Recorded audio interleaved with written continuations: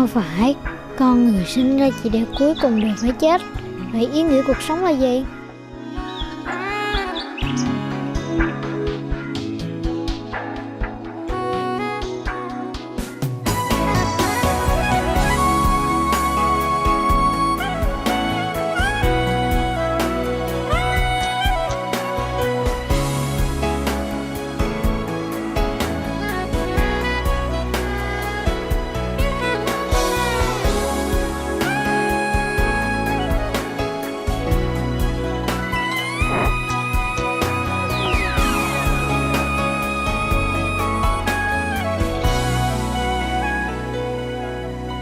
Mỗi chúng ta ai cũng chỉ có một cuộc đời duy nhất để sống thôi. Nhưng điều quan trọng nhất, chúng ta không có sự chọn lựa sống hay không sống, mà chúng ta chỉ có sự chọn lựa là sống như thế nào. Thì đối với tôi thì cuộc sống có ý nghĩa nhất, tức là cuộc sống mà chúng ta có thể chia sẻ, phụng sự, đóng góp cho những người xung quanh và mang lại lợi lạc. Thì cái cách mà tôi chọn để sống cuộc đời này, đó là tôi có thể làm gì đó để có thể mang lại chút lợi lạc cho những người gần gũi tôi nhất, chẳng hạn như gia đình tôi, rồi đến cộng đồng xung quanh tôi, và nói chung rộng ra là tất cả mọi người. Nhiều năm nay, trên thị trường sách, cái tên Nguyễn Minh Tiến đã trở nên quen thuộc với giới học Phật. Anh là người đã chuyển ngữ nhiều bộ kinh lớn của đạo Phật như Kinh Đại Bát Niết Bàn, Kinh Biên Hoa, Kinh Duy Ma Cật, Mục Lục Đại Chính Tân Tu Đại Tạng Kinh từ Hán văn, hay chuyển dịch lược sử Phật giáo thế giới từ tiếng Anh sang tiếng Việt. Đây là những bộ kinh sách lớn rất cần thiết và có ý nghĩa đối với người học Phật. Những công trình dịch thuật và trước tác của một Phật tử thuần thành như anh là kết quả của cuộc hành trình tìm kiếm lời giải cho câu hỏi đã theo anh từ tuổi thơ cho đến hôm nay.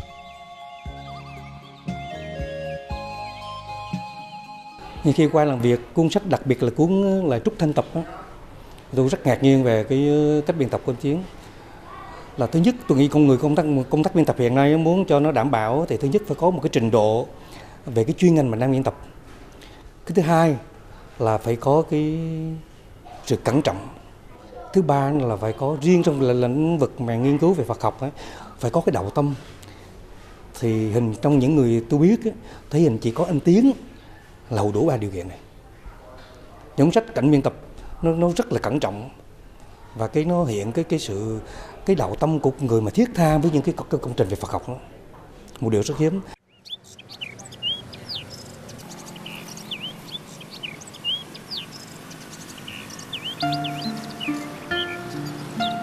Xã Sông Xoài, huyện Tân Thành, tỉnh Bà Rịa Vũng Tàu là một xã nằm sâu của huyện Tân Thành, tỉnh Bà Rịa Vũng Tàu. Người dân xã Sông Xoài sống chủ yếu dựa vào nông nghiệp. Ít ai biết rằng có một người nông dân như họ đã âm thầm dịch sách Phật từ 16 năm qua.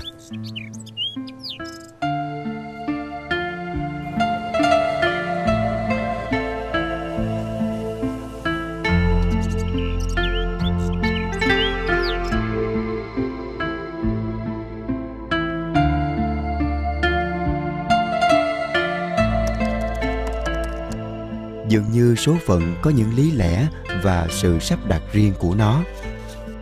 Và bản thảo viết tay bộ kinh Đại Bát Niết Bàn chưa kịp ấn hành của cố học giả Đoàn Trung Còn, người đã soạn dịch và xuất bản rất nhiều bộ kinh sách Phật học quan trọng cho giới học Phật trong nước, đã đến với anh như một định mệnh.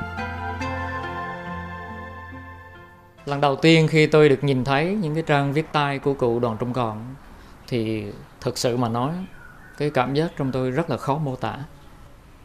Thứ nhất là tôi nhìn thấy cả một cái kỳ công của một tiền nhân mà để lại. Tôi chưa nói đến vấn đề nghĩa là cái nội dung trong đó nó như thế nào, nhưng mà chỉ riêng cái sự miệt mài, cái sự đầu tư cả một đời người vào trong một cái công trình như thế. Và theo tôi được biết thì bộ kinh này, cái bản thảo này chưa được xuất bản hoàn tất thì cụ Đoàn Trung Còn đã qua đời. Thì cái cảm xúc đó nó để lại trong tôi một cái gì đó nó rất là mãnh liệt. Và tôi nghĩ rằng đó có thể là một trong những cái động lực mạnh mẽ nhất mà thôi thúc tôi. Và nó cũng trợ lực cho tôi trên cái con đường mà vượt qua được cái chặng dài rất là gian nan, là hoàn tất được cái bộ kinh Đại Bát Niết Bàn như đã xuất bản năm 2009. Việc chuyển dịch toàn bộ bản kinh Đại Bát Niết Bàn của anh kéo dài đến 10 năm. Đây là bộ kinh được dịch kỳ công nhất với 4.700 trang, gồm cả tiếng Hán và tiếng Việt, kèm lời chú giải của người dịch. Phần chánh văn được in thành 7 tập. Riêng phần tổng quan do anh viết được in thành tập thứ 8, cùng với bản tra cứu thuật ngữ Phật học như một từ điển nhỏ. Với Đại Bát Niết Bàn, người Phật tử ở miệt quê xa xôi này đã đặt bước chân đầu tiên lên hành trình tiếp cận và chuyển dịch kinh điển Phật học. Khi mình là một người cư sĩ thì mình nghĩ rằng việc dịch kinh là một cái gì đó nó quá to lớn và nó quá thiêng liêng.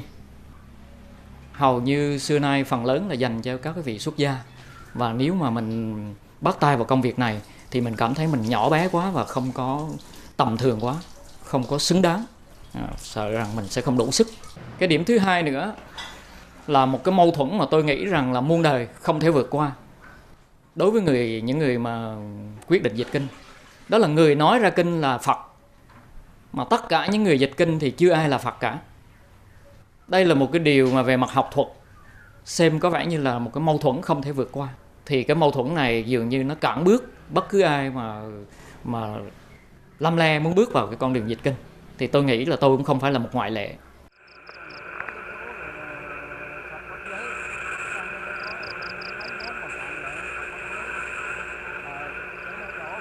Ví dụ như lục căn, lục trần rồi đó thì nó cặn lại. Nhưng mà trong trường hợp này cứ nói 57 phiền não, con cứ suy nghĩ một cái là nếu mà cái người đọc cái bản dịch đó, họ đặt một câu hỏi nó thưa ông 57 phiền não là phiền não gì?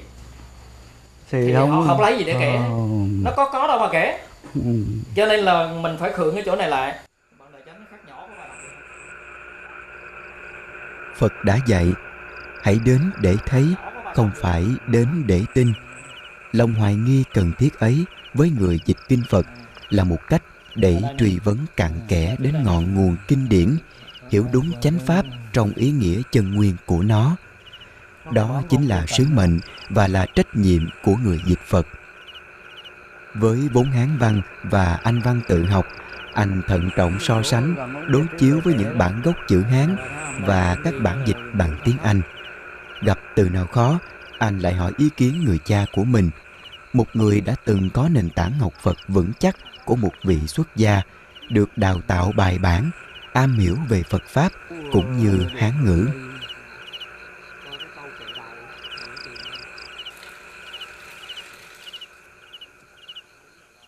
Bắt đầu mà dịch thì qua một cái thời gian bắt đối chiếu bản này với bản kia bản nọ. Tuy là một bộ nhưng phải đạp nhiều, nó có khi đạp thành nó mình đạp 3-4 bộ để đối chiếu thử nó có cái gì không, nó được cái gì không đó. Thì sau khi mình thỏa mãn được cái sự đối chiếu rồi thì bắt đầu vào vấn đề dịch. Dịch thì phân công thì bây giờ dịch âm trước á, cái bản tiếng Hán son thì dịch âm như vậy, thì cứ cho tiếng dịch đi, cái chữ nào đó sai không hiểu thì cứ hỏi.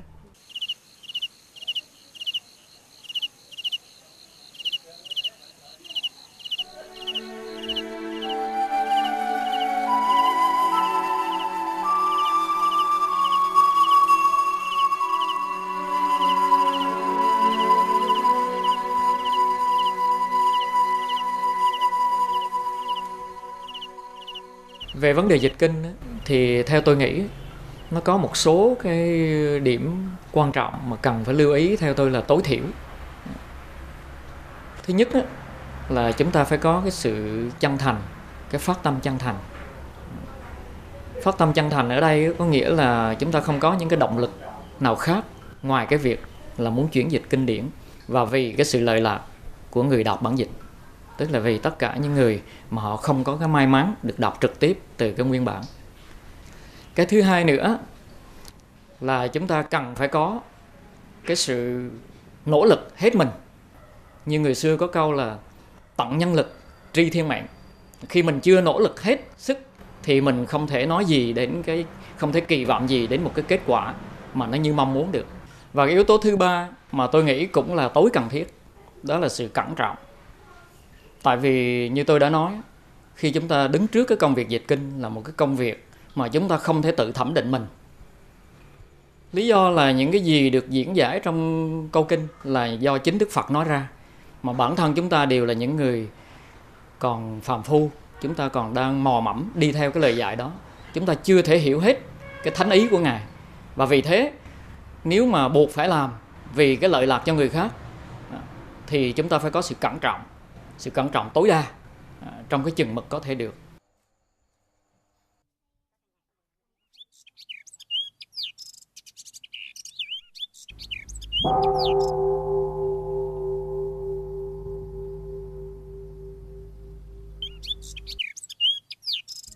Trong đạo Phật, khi nói đến những người có công lớn trong việc phổ biến kinh tạng, hoằng truyền Phật Pháp, người ta thường liên tưởng đến những tên tuổi vĩ đại như Huyền Trang, Kuma La Thập. Vậy nên, đứng trước những đỉnh thái chọc trời ấy, người Phật tử chân quê này tự hiểu mình chỉ là gò đống cỏn con. Anh luôn tâm niệm, một người con Phật trong một thế giới có đủ điều kiện học tập, nghiên cứu Phật Pháp, lại không chia sẻ những điều lợi lạc ấy để dân mình có một bản kinh Việt dịch. Âu cũng là có tội với Tam Bảo, với tiền nhân và các thế hệ sau.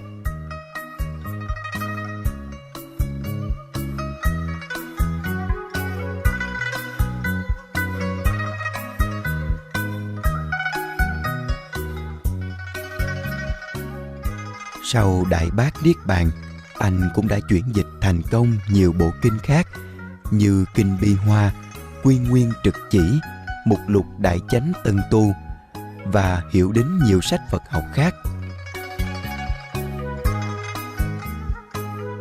Những công trình này đã góp thêm một phương tiện để giới học Phật xuất gia cũng như tại gia có thêm một phương tiện để nghiên cứu, tìm hiểu chánh pháp một cách rộng rãi, đầy đủ hơn.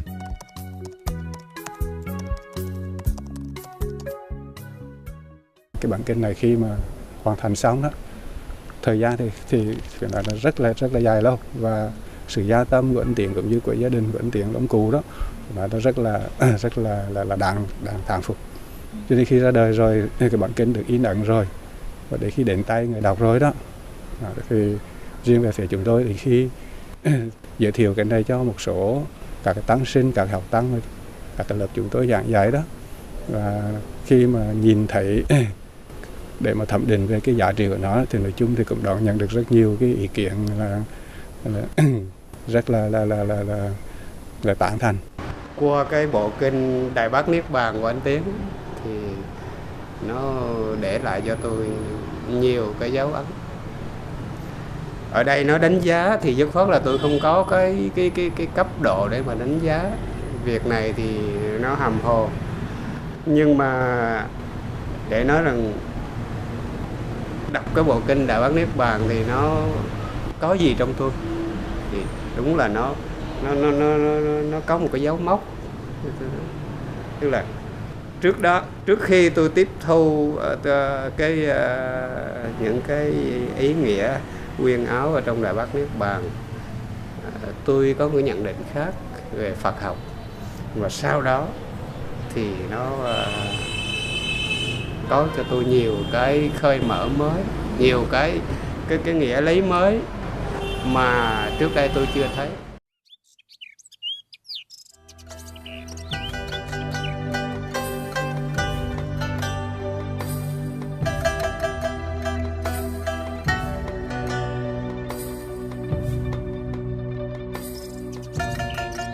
Cái khó đối với người dịch kinh sách Phật là phải am hiểu kinh điển, là phải có vốn ngoại ngữ sâu rộng. Có như vậy, việc khảo cứu các bản dịch ngoại văn mới rộng rãi hơn. Bên cạnh đó, người dịch kinh cần có một trái tim ấm nồng đạo vị, nhưng cũng cần một cái đầu đủ lạnh để tỉnh táo trước những nghi vấn về câu chữ. Đó là điều mà Nguyễn Minh Tiến luôn lưu tâm khi dìu dắt các thế hệ sau mình. Thầy không thể nói trước được. Dạ, mà ý sâu sắc.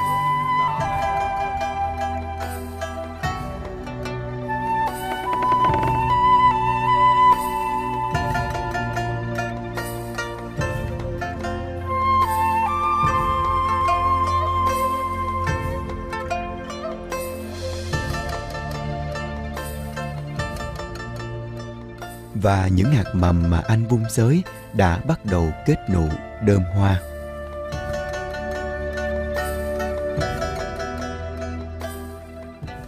Nếu mà mình tự nghiên cứu, mình tự đưa ra mình dịch một cuốn sách này, thì nếu như mà không có thầy Nguyễn Minh Tiến đứng bên cạnh thì cái việc dịch sách nó là rất là khó khăn. Có thể là đến giờ này thì có thể là tôi cũng chưa có được cái cuốn sách như đã xuất bản như bây giờ.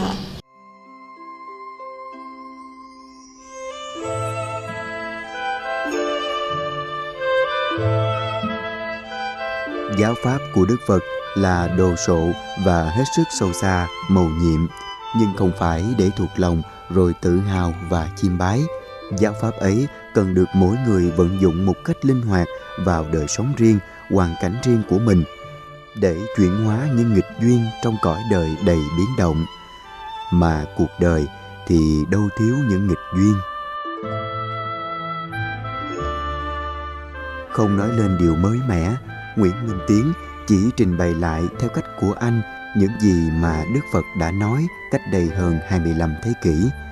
Sự trình bày đó anh viết để cho anh và cho cả gia đình, bạn bè và những người anh chưa quen biết, như một cách yêu thương cuộc đời này.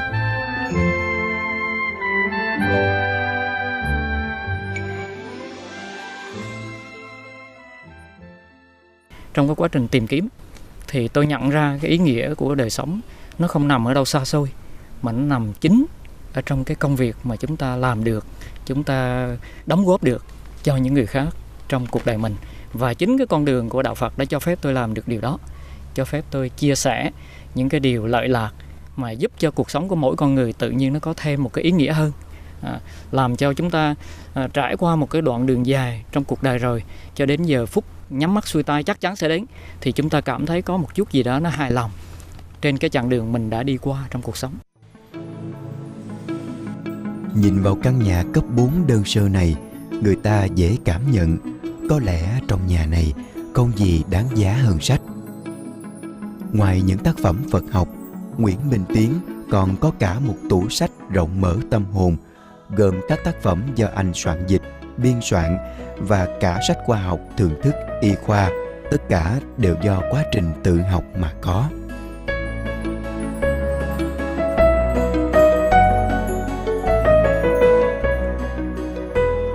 Do những thay đổi của thời cuộc, sự học ở nhà trường của cậu bé Nguyễn Minh Tiến đã đứt đoạn từ năm lớp 9. Gánh nặng mưu sinh sớm đè lên đôi vai của cậu học trò bé nhỏ. Thế nhưng, trong hành trình mưu sinh cùng gia đình qua những nẻo đời khác nhau, cuộc sống trong mắt cậu nhờ đó mà thêm nhiều màu sắc và cung điệu.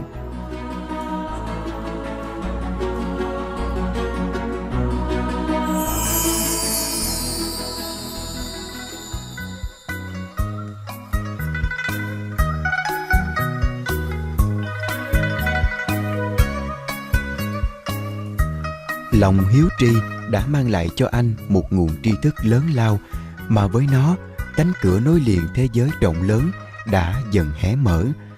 Rọi những tia nắng đầu tiên vào căn phòng mập mờ bóng tối vô minh, mà trong đó anh đã từng sống, từng dò dẫm tìm lối ra. Đời người như chớp mắt trước thiên thu, và nếu con người được sinh ra trên đời chỉ để nặng gánh áo cơm rồi trở về cát bụi, không mảy may lưu dấu ở đời, âu cũng chẳng khác một kiếp phù du giả tạm.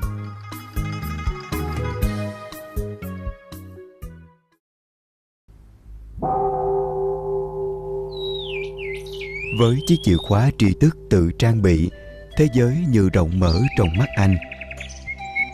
Với nguồn tri thức đó, Nguyễn Minh Tiến càng tiến sâu hơn vào kho tàng kinh điển Phật giáo. Sự sống hàng ngày giữa núi rừng ngày nào và bài toán cơm áo, tình người, tình đời qua từng vùng đất trong lúc khó khăn, cả những khi gian nan hoạn nạn phải đối diện với cái chết, chính là môi trường để anh thực hành ứng dụng giáo pháp của Đức Phật vào đời sống. Chính trong đoạn đời lận đận chìm nổi đó, anh đã thấy được giá trị và sự nhiệm màu của Phật Pháp.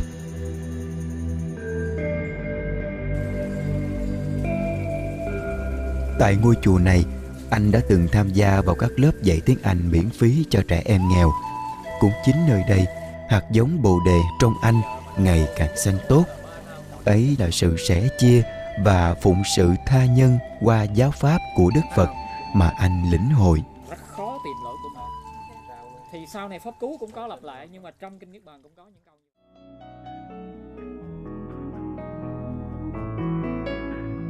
Nhưng trước hết, niềm hạnh phúc mà anh có được chính là sự yên ổn của nội tâm. Và với cõi lòng bình lặng đó, anh đã sống cuộc đời mình một cách giản dị và sâu thẳm yêu thương với gia đình, bè bạn. Nói cái này nó quá đáng, nhưng mà sự thật nó vậy. Có thể con người của nó để là thánh thiện, so với thanh niên bây giờ nó hoàn hảo. Nhất là cái hành động của nó đó. Hành động không có vì mình, hành động cởi mở lắm.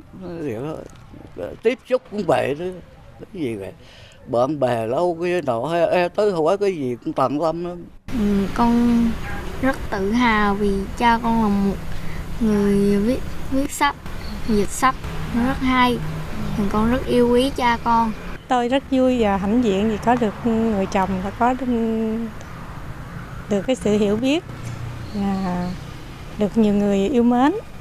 Qua cái việc làm của ảnh là viết sách và dịch kinh, thì tôi thấy đó là cái điều mà tôi rất là hãnh diện, nên dành hết thời gian tạo điều kiện để cho ảnh làm công việc cho thật.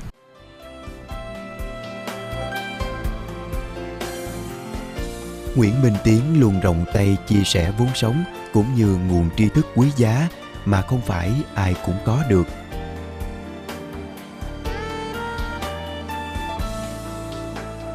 Như con tầm rút ruột nhả tơ, anh gửi gắm vốn quý ấy vào các trang viết của mình và sẽ chia những gì mình có cho tất cả mọi người.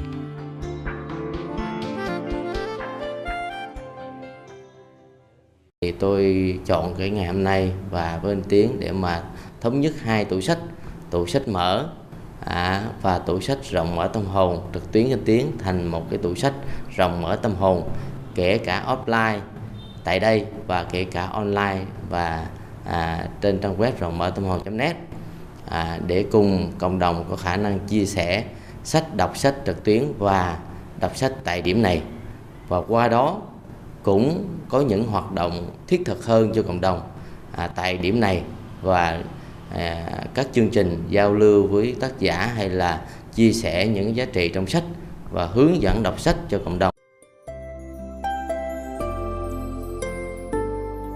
Vậy là từ nay, tủ sách miễn phí này lại có thêm những đầu sách của tác giả Nguyễn Minh Tiến. Và hạnh phúc anh đang có chắc hẳn cũng sẽ chan hòa cùng với mọi người.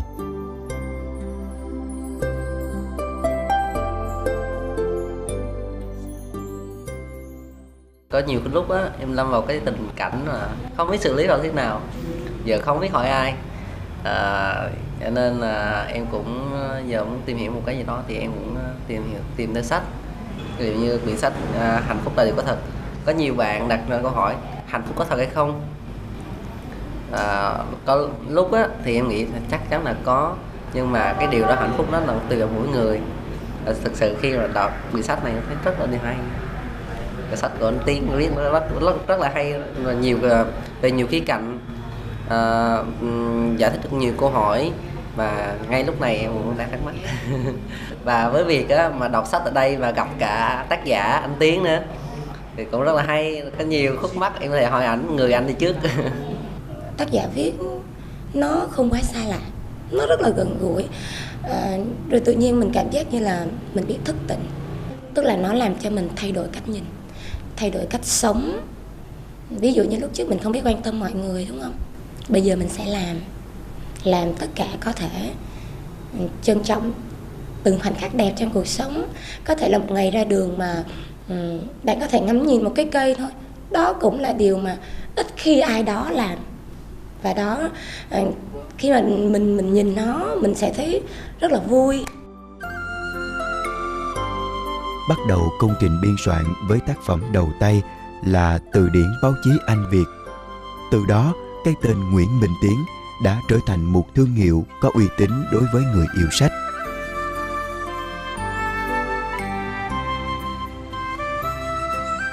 Từ tháng 8 năm 2003, anh chính thức khai sinh tủ sách Rộng Mở Tâm Hồn với tác phẩm đầu tiên Hạnh Phúc Là Điều Có Thật.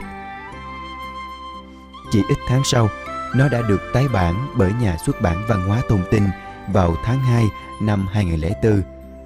Với sức viết thật mạnh mẽ và bền bỉ, lời văn, ý tứ cứ thế tuôn chảy. Năm 2005, anh lại mày mò xây dựng web rộng mở tâm hồn.net. Ở đây, ai cũng có thể đọc sách, tải sách nói miễn phí. Đó là món quà mà anh coi như chút gì mình hoan hỷ chia sẻ và phụng sự tha nhân. Tất cả những gì chú viết trong sách, chú đều lột tả được trong cuộc sống thật của chú. Điều đó làm cho mình cảm thấy mình đặt niềm tin đúng chỗ. Mình đọc được sách của chú, mình được gặp chú cách đây gần hơn 2-3 năm rồi. Thỉnh thoảng thì mới có thời gian tới gặp chú, thỉnh thoảng thì mới có thời gian viết thư cho chú. Nhưng trong cái cuộc sống thì đôi khi gặp vấn đề, những gian nan, những khó khăn thì mặc dù không liên lạc với chú, nhưng mà mỗi lần như vậy mình vẫn nghĩ về chú trước. Thì mình vẫn tin là nếu có chú thì chú sẽ cho mình lời khuyên đúng. Với cái phiên diện của ông thầy, ông cha hay người bạn thì xét lại giờ cũng có cái ý là thỏa mãn, không có cái gì ân hận. Và cũng tin tưởng rằng với cái vốn liếng đó và cái sự tham gia dịch thuật lâu ngày của nó sẽ đưa thêm lại cái trí thức của nó, để cấy thêm vào đầu óc nó một cái sự hiểu biết rộng hơn nữa. Thì tôi tin rằng cũng như cái cây để bóm rễ rất sâu. Và khi không có tôi có qua đời, tôi thấy rằng cũng thỏa mãn. Vì sao? Vì cái cây nào nó đâm rễ sâu rồi, nó không khó ngã. Đối với tôi thì tôi nghĩ về gia đình tôi rất là đơn giản. Tôi xem cha tôi như một gốc cây đại thụ để tôi dựa vào. Và vợ tôi giống như những tấm phên trắng xung quanh để tôi có một cuộc đời ấm áp mà không bị gió mưa. Và đối với các con tôi là những cái đóa hoa trên đường tôi đi tới để tôi luôn luôn hướng về tương lai một cách tốt đẹp nhất.